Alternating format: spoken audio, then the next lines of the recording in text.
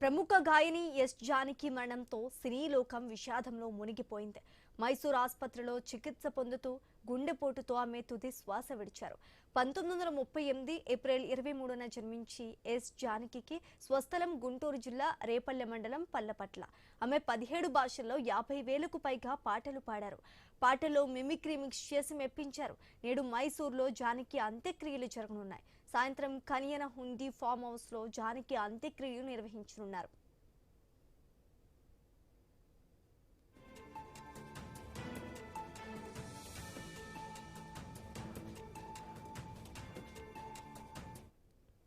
దక్షిణ భారత గాన కోకిలగా పేరుగాంచిన ఎస్ జానకి స్వరాలకు సరికొత్త సొబగురు అద్దారు. తెలుగు, తమిళం, కన్నడం, మలయాళం భాషలు మొదలుకుని సింహళం, జర్మనీ, జపాన్ వరకు 17కు పైగా భాషల్లో దాదాపు 50,000 పాటలు ఆలపించారు. ఇందులో 16,000 పైచిలుకులు పాటలు సినిమాల కోసం ఆలపించారు.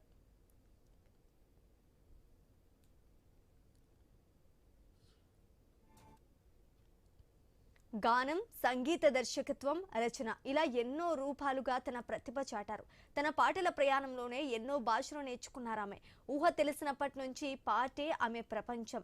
3వ ఏట నుంచే సంగీత కార్యక్రమాల్లో పాల్గొనటం, సంగీత విద్వాంసుల దగ్గర శిర్కిరం చేయటం మొదలైంది.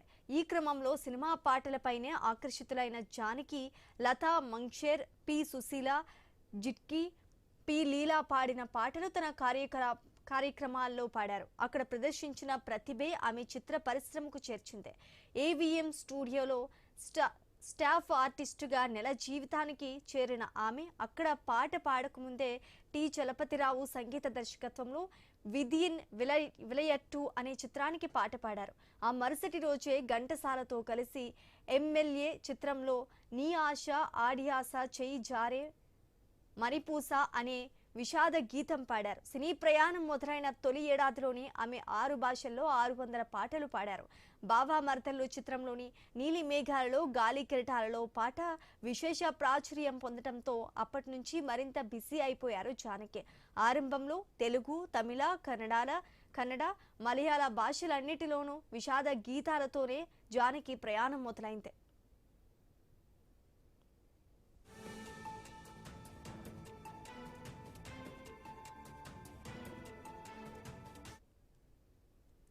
పగలే వెన్నెల జగమై ఉయ్యలా తొలిసారి మిమ్మల్ని చూసింది, గున్నమామిడి కొమ్మ మీద, మనసా తుల్లి పడకే, సిరిమల్లే పువ్వల్లే నువ్వు ఇలాంటి పాటలు ఆమె ప్రయాణంలో గుర్తుండిపోతాయి.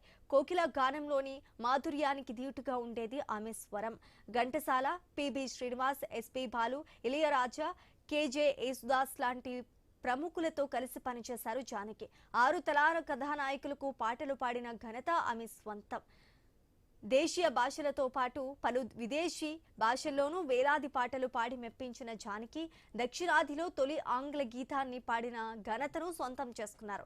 చంద్రుడిపై మానవుడు కాలు మోపిన అపురూప ఘట్టం సందర్భంగా రూపొందించిన మ్యూజిక్ ఆల్బమ్ కోసం 1970 ఏప్రిల్ 11న man has set his foot on the moon అనే గీతాన్ని పిబి శ్రీనివాస్తో కలిసి ఆలపించారు.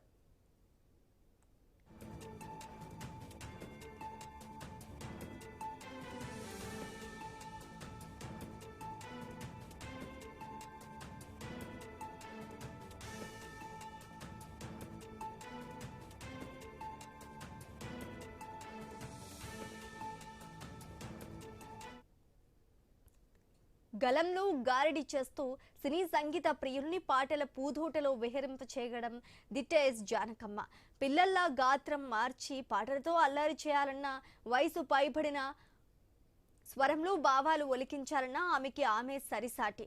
ఇలా వైద్య భరితమైన స్వరంతో ఆమె చేసే మాయల్ని చూస్తే ఎవరికైనా తను మిమిక్రీ నేర్చుకుందేమోననే అనుమానం కలుగక మానతో. తన సినిమాల్లో పిల్లల స్వరాలతో చాలా పాటలు పాడారు. తెలుగులో సప్తపదిలో గోవుళ్ళు తెల్లన పాట చిన్న పిల్లాడిలా పాడారు.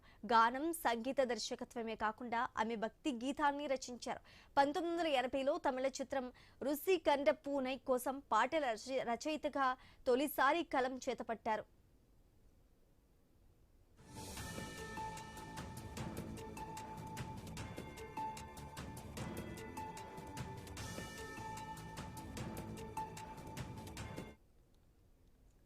ఆంధ్రప్రదేశ్లో జానకి జన్మించిన సంగీత జీవితాన్ని ప్రారంభించడానికి చెన్నైకు మకాం మార్చారు.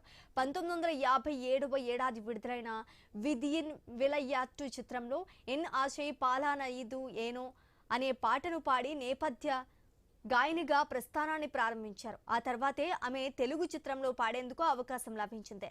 ఇళయరాజా తొలిసారి సంగీతం అందించిన అన్నకిలి చిత్రంలోని అన్నకిలి ఉన్నై తేడుదే పాటను పాడి ఆమె సర్వమాధుర్యంతో తమిళను మైమర్పించారు. తమిళంలో ఎస్ఎస్ విశ్వనాథన్, ఇళయరాజా, ఏఆర్ మోహన్ లాంటి పలు తరాల దిగ్గజ సంగీత దర్శకులతో పనిచేసి అత్యుత్తమ పాటలను తన గళం నుంచి అందించారు. ఇళయరాజా కాంబినేషన్లోని అత్యధిక పాటలను పాడగా అవి తమిళ సినీ చరిత్రలో ఎవర్ గ్రీన్ గా నిలిచాయి.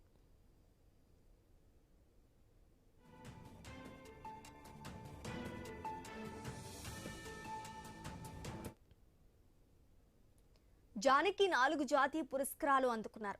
వాటిలో 2 తమిళ చిత్రాల్లోని పాటల కోసం అందుకున్నారు.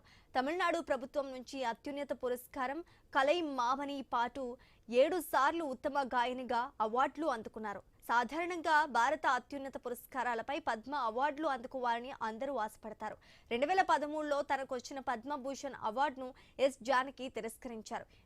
ఈ అవార్డుల్లో దక్షిణ భారత కళాకారులపై వివక్ష చూపుతున్నట్లు బహిరంగంగానే విమర్శించిన ఆమె ఈ అవార్డును తిరస్కరించినట్లు ప్రకటించారు.